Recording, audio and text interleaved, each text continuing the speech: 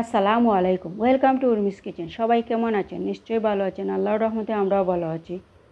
এই গরমে এরকম লাচ্ছি হলে কেমন হয়? যা গরম পড়ে, এরকম লাচ্ছি আমাদের শরীরের জন্য আসলে খুব দরকার। দুইটা উপকরণ দিয়ে লাচ্ছি বানিয়েছি, এখন রেসিপিটা শেয়ার করব। এখানে নিয়েছি গাছের পাকা আম, দেখুন টসটসে গাছের পাকা আম, নিজেদের গাছের পাকা আম।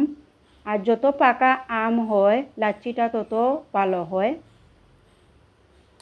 আর এখানে নিয়েছি টক দই। এখন আমকে কেটে নিব। আমকে কেটে নিয়ে আমের রসটা আমি বের করে নিয়েছি লাচ্ছি বানানোর জন্য।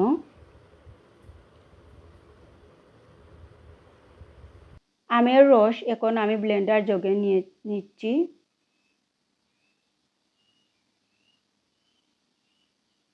আর দিয়ে দিব এখন দই।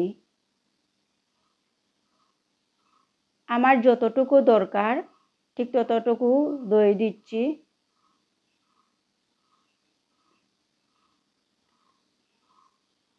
এখানে আমি কোনো মিষ্টি ব্যবহার করব না, আমের ন্যাচারাল মিষ্টি দিয়ে লাচ্ছি বানাবো। আর এখন দিয়ে দিচ্ছি অল্প করে পানি। চিনি আমাদের শরীরের জন্য খুব ক্ষতিকর, সেজন্য চিনিটা আমি ব্যবহার করিনি। আর ব্লেন্ডার জগে কিন্তু ব্লেন্ড করে নিয়েছি। এখন গ্লাসে পরিবেশন করছি।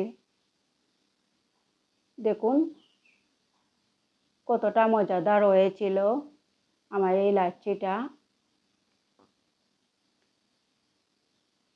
এখন উপর থেকে আমি আমকে ছোটো ছোটো পিস করে কেটে নিয়েছিলাম, এখন গ্লাসে পরিবেশন করছি লাচ্ছির মধ্যে।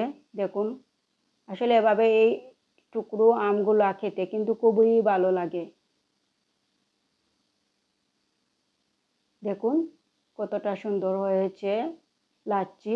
আমের লাচ্ছি আমার তৈরি হয়ে গিয়েছে।